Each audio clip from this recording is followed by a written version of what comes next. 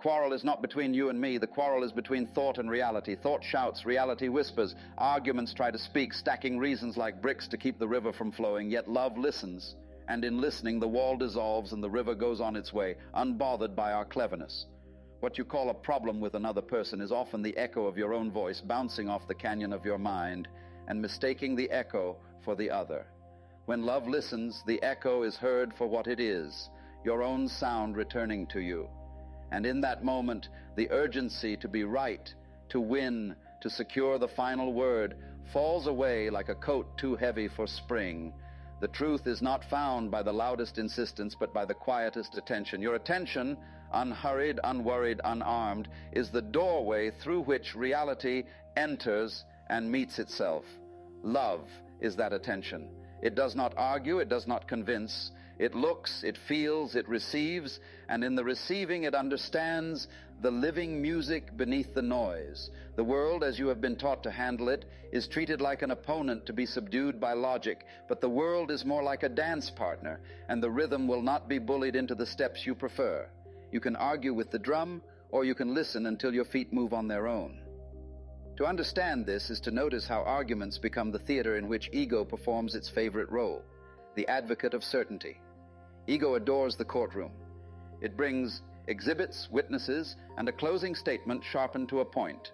Yet, in the greater court of life, the judge is silence. In silence, things reveal themselves without the harsh spotlight of interrogation. The flower doesn't respond to a cross-examination. It opens to the sun. The person you love will not open under rhetorical heat. They will open, if at all, in the climate of being heard. Is this it? It is not evident when you recall the rare moments you felt truly seen. It was not because someone out-argued your doubt. It was because someone rested in your presence with a soft, complete attention, and your defenses, so practiced and proud, forgot their choreography. Love listens where arguments try to speak, and therefore love is powerful, not as a hammer is powerful, but as gravity is powerful, invisible, constant, effortless. Arguments press, love draws. Arguments lean forward, tight with expectation. Love leans back, spacious and curious. Arguments wear armor, love wears skin. When two armored people collide, sparks fly, and we call it passion. Yet the sparks burn out quickly, and we are left with two iron suits, exhausted from banging. When two beings meet in their skin, nothing to hide, nothing to prove, warmth accumulates instead of sparks. That warmth is comprehension. And comprehension is not merely intellectual. It is bodily, like the way your shoulders drop when someone finally understands the part of you that has been lifting the weight all day. I invite you, then, to consider that the resolution you seek in conflict is already present, not as a conclusion you must reach by argument, but as a landscape you can enter by listening. You cannot walk into a meadow by constructing a more persuasive meadow. You walk there by taking off your shoes and letting the earth support you. Likewise, the peace you long for is not manufactured by debate, but discovered by attention. And attention is love. Now let us walk further into this terrain. Consider how the mind builds its fortifications. The mind fears being nobody, so it must be right.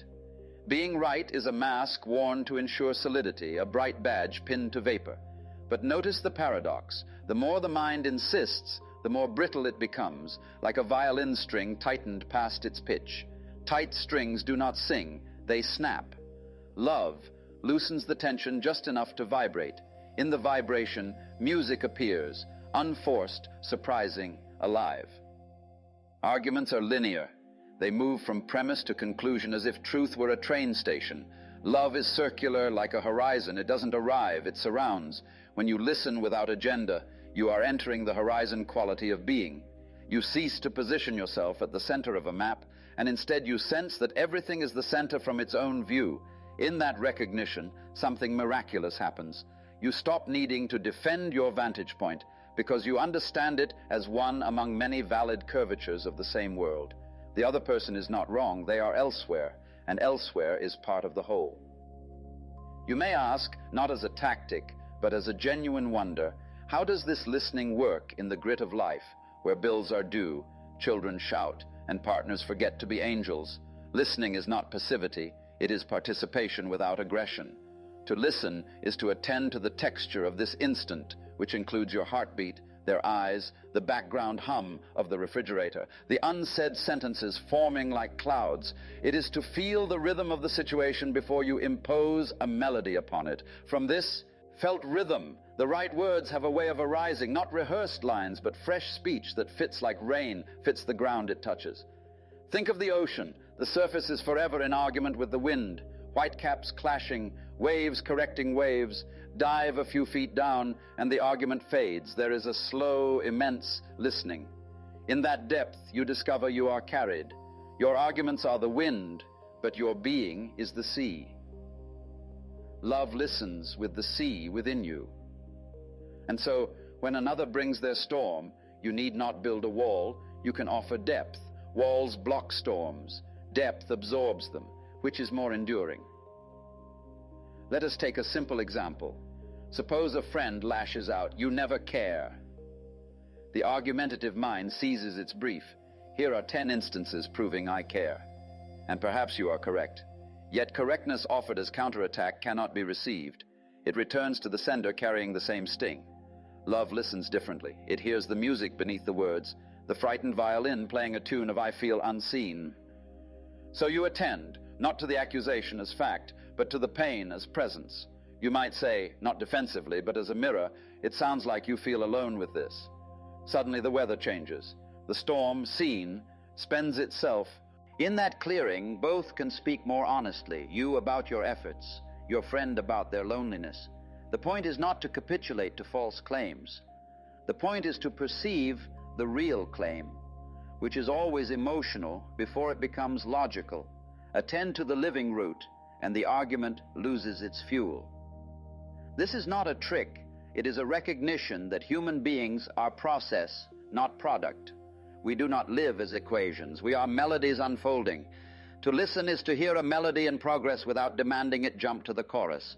We are patient with symphonies, yet impatient with ourselves. Love restores patience. It knows that everything ripens in its season, and forcing ripeness spoils the fruit. There is a further depth to this listening, a paradox that at first seems impossible. When I truly listen to you, I do not, strictly speaking, meet an other. I meet this happening here.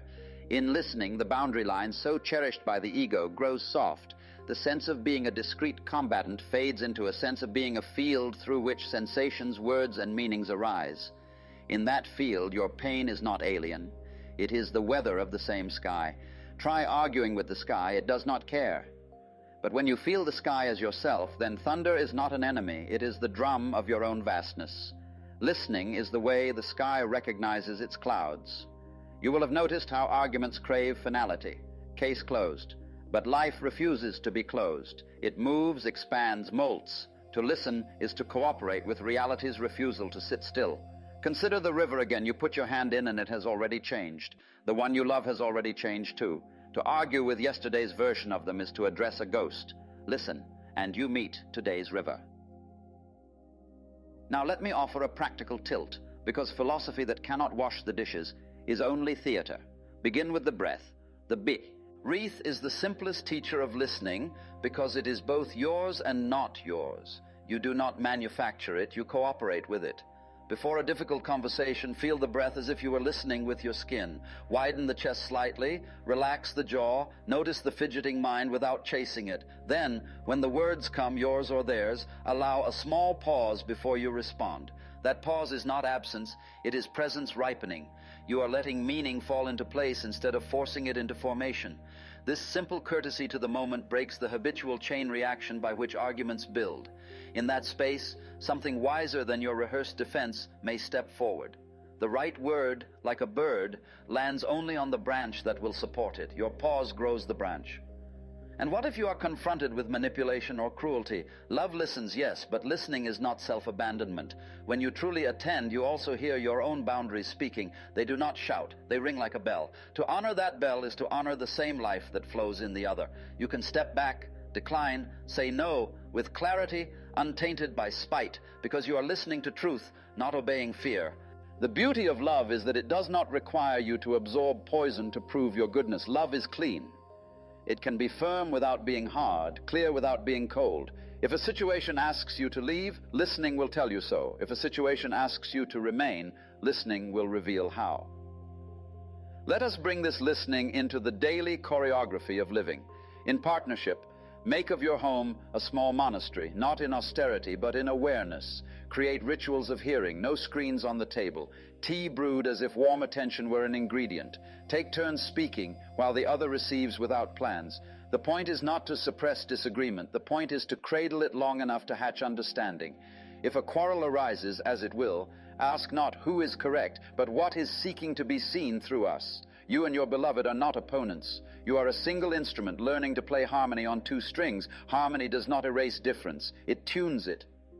In parenting, remember that a child does not listen to words until the atmosphere is safe. You can lecture, cajole, prescribe, and you will be met by the stubborn grace of the child's refusal. Grace, I say, because it is a mirror. They are teaching you that the heart opens only to climates of trust. Sit on the floor with them. Enter their world without an agenda. In that play, guidance flows naturally because it is woven into the fabric of connection. A child is the most honest mystic. They live close to the source. Listening to them teaches you to listen again to life itself.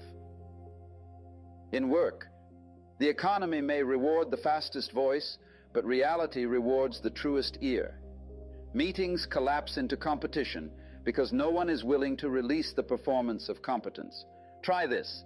Before decisions, ask each person what outcome would make them feel seen, not what they want to win, but what they want to be understood about, their concern. Often, half the conflict evaporates when the secret need is voiced and received. You may still disagree on the route, but you discover you share the destination to matter. When people feel that their being is acknowledged, they can lose an argument without losing dignity. In self-talk, notice how your mind argues with you. How might love listen here? Sit quietly and let those voices speak, not as tyrants, but as frightened messengers. Thank them for trying to keep you safe. Ask what they fear would happen if they relaxed. You will hear stories of past pain. Listening to these stories with compassion loosens the knots by which you've been pulled. And then you can live not by arguing your mind into silence, but by embracing it into ease. What of transformation? The great flowering that spiritual talk so often promises. It is less a project than a permission. You cannot march yourself into awakening with a checklist. You can only notice again and again that what you have been seeking, the peace, the clarity, does not arrive through conquest. It arrives when the conqueror rests. Let the one who knows how to fight stand down, and the one who knows how to hear stand up. In that reversal, your identity shifts from a separate manager of life to life itself living. The ego does not vanish in a puff of smoke. It relaxes like a fist opening into an open hand. With an open hand you can touch, you can feel, you can release. With a fist you can only strike or grasp. The human condition is not a problem to be solved, but a music to be learned. We are at once the instrument and the player, the score and the improvisation. Listening is the bridge between them. When you listen, you become transparent to what already is, and in that transparency, the light comes through. Spiritual freedom is not escaping the world, but no longer being at war with it. You still feel the waves. You simply remember that you are sea. And now a meditative ending, not as a curtain, but as a window left open for the wind to enter. Be still for a moment. Hear the subtle hum behind these words, the presence that was here before you began this listening, the presence that remains after. Let the breath arrive and depart without orders. Feel the space around your body as intimately as the warmth within it. Consider that the one listening right now is not a tiny someone tucked behind the eyes. It is the whole field of your experience, awake to itself. Into this field, allow the people you have argued with to appear gently, like birds on a wire. See their faces, their tenderness, their clumsy attempts at being alive. Notice the soft ache of wanting to be understood that moves in them as it moves in you. Let that ache be a teacher. Let it be the bell that calls you back to listening when your mind rushes to sharpen its spear. Whisper inwardly, I do not need to win to be whole. Whisper again, I will not abandon my truth, and I will not abandon yours. Feel how these two lines rhyme when sung together. Imagine speaking from this place, walking from this place, touching from two. His place. how the day might tilt toward grace without anyone forcing it to behave. Listening is not a technique, it is your original nature. You were born listening. Even in the womb, rhythm and warmth composed your first world. You have not lost this gift, you have only layered it with fear.